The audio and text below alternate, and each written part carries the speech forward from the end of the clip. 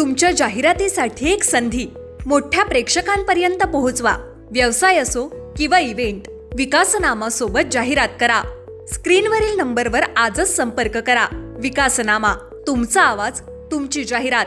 तसंच विकासनामाला सबस्क्राईब करा आणि अपडेटेड रहा।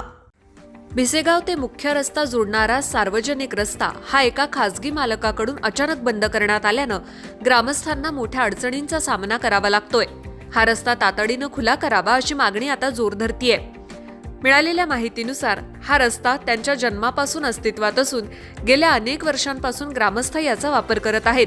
नगरपालिकेकडून डांबरीकरण, विशेष म्हणजे गेल्या वर्षीच नगरपालिकेच्या माध्यमातून आणि स्थानिक आमदारांच्या निधीतून या रस्त्याचं डांबरीकरण करण्यात आलं होतं। सरकारी निधी खर्च होऊनही रस्ता बंद केल्यानं संताप व्यक्त होतोय। खासगी मालकाचा हस्तक्षेप, हा रस्ता ज्या जागेतून जातो त्या जागेच्या मालकानं काही कारणास्तव हा रस्ता अडवला असून तेथे कुंपण घातलंय।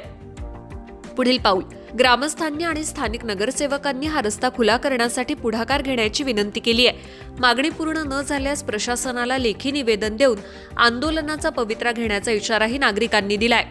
या रस्त्यामुळे वाहतुकीचा प्रश्न गंभीर झाला असून प्रशासन यावर काय तोडगा काढतं याकडे सर्वांचं लक्ष लागलंय। यामुळे अनेकदा वारंवार नगरपालिका प्रशासनाशी पाठपुरावा करून सुद्धा प्रशासन जाणीवपूर्वक दुर्लक्ष करत आहे असा आरोप केला जातोय। नमस्कार, मी पोलीस पाटील भिसेगाव संजय बाबा नाजारी। मी आता 10 वर्षापासून पोलीस पाटील आहे। माझ्या जन्मतापासून हा रोड पूर्वीचा होता।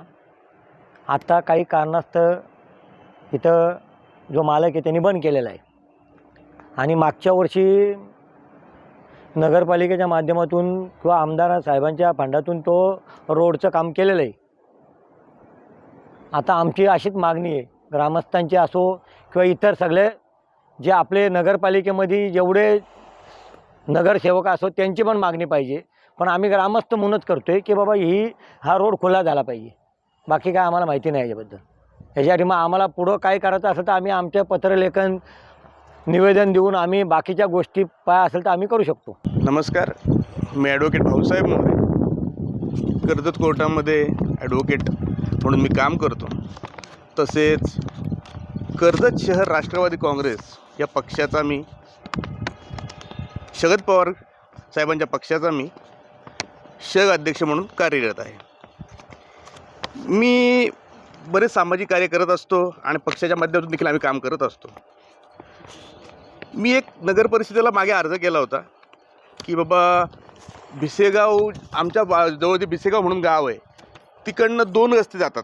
एक भिसेगाव गावातनं एक रोड जातो पनवेलला जाण्यासाठी आणि एक 4 फाट्यामधनं रोड जातो। 4 फाट्याचा जो रस्ता आहे तो भरपूर वदळीचा असतो। असाच रस्ता भिसेगावमधून देखील आहे। भिसेगावामधली जी लोकं आहेत, जे राहणारे नागरिक आहेत, त्यांना देखील पनवेलला कामाला जायला लागतं किंवा मुंबईला कामाला जायला लागतं। ह्याच पलीकडे गुंडगे म्हणून गाव आहे, फक्त ह्याच पलीकडे स्टेशन देखील आहे भिसेगावमध्ये। परंतु जो भिसेगाव गावातला जो रस्ता आहे तो अचानकपणे गायब झालेला आहे। तो गायब असा झाला की त्याच्यामध्ये त्यांनी काम तर डांबरीकरण झालेलं आहे, परंतु कुठेतरी येऊन थांबलेला आहे तो रस्ता। तुम्ही बघू शकता कुठेतरी येऊन थांबलेला रस्ता आहे तो। हा जो रस्ता का थांबला आणि कुणी थांबवला आणि कशाबद्दल थांबवला याच्याबद्दल मी नगरपालिकेला विचारणा केली तर त्यांनी काय मी जवळजवळ 31/1/2026 ह्यावेळेस अर्ज केला होता। मी भरपूर ठिकाणी अर्ज केले, जवळजवळ 15 ठिकाणी मी अर्ज केले होते। तसंच नगर परिषदेला देखील अर्ज केला होता, परंतु त्यांनी काय मला उत्तर पण दिलं नाही आणि त्यांनी समजलं पण असताना असं वाटलं असेल की नको बाबा काय यांना काय उत्तर द्यायचं, असं पण असेल कारण राजकीय पक्ष आमचा कमकुवत आहे शहरामध्ये, असं त्यांचा असा भास झाला असेल, असं काहीतरी असेल। बरं ठीक आहे, असू द्या। परंतु ह्यामुळे काय झालं माहिती आहे की जो कधी शहराचा नागरिक आहे त्या नागरिकाला एक संभ्रमावस्था निर्माण झाली आहे की भिसेगावमध्ये मी लहान असताना म्हणजे जन्म नसेल तेव्हापासून हा रस्ता जो आहे भिसेगावचा, हा रोड येणारा रोड आहे, तो गेला कुठे, तो दिसत का नाही आपल्याला। आता हा त्यांना एक मोठा प्रश्न पडला। त्याचं उत्तर आता हे नगर परिषदेत देतील आपल्याला, ते देणार। बरेच ठिकाणी विचारणा केलेली आहे पण मला काही त्यांच्याकडनं उत्तर अजून मिळालेलं नाही आहे। बरं, भविष्यात ते उत्तर देतील मला, प्रश्न तो नाही आहे। पण 4 फाट्यामध्ये भरपूर पोलीस बंदोबस्त आणि इकडनं गाड्या तिकडनं गाड्या, 4 फाट्यामध्ये भरपूर वर्षी वगैरे ठिकाण झालेलं आहे। नाहक तिथे 10 ते 12 पोलीस कामाला लागलेले आहेत त्या गाड्या व्यवस्थित इकडे तिकडे घालवण्यासाठी। त्या पोलिसांना एक मानसिक त्रास होतोय, दुसरी गोष्ट, रस्ता उपलब्ध आहे परंतु तो करायचा नाही आहे. तो का कुठे गेला त्यांना त्या गोष्टीची माहिती आहे. कर्जत शहरामध्ये बऱ्याचशा संघटना, बरेचशा लोक जे आहेत ती हा मुद्दा काय घेत नाही, काय कल्पना नाही मला का घेत नाहीत. पण हा मुद्दा आहे, तो मुद्दा आम्ही राष्ट्रवादी काँग्रेसचा शरदचंद्र पवारांचा पक्ष जो आहे त्या पक्षाने आम्ही हा मुद्दा घेतलेला आहे की हा रस्ता तुम्ही आम्हाला करून द्या. जो रस्ता आहे तो का बंद झाला आहे आणि कशामुळे बंद झाला आहे हे काय समजण्याच्या पलीकडे वाटतंय मला.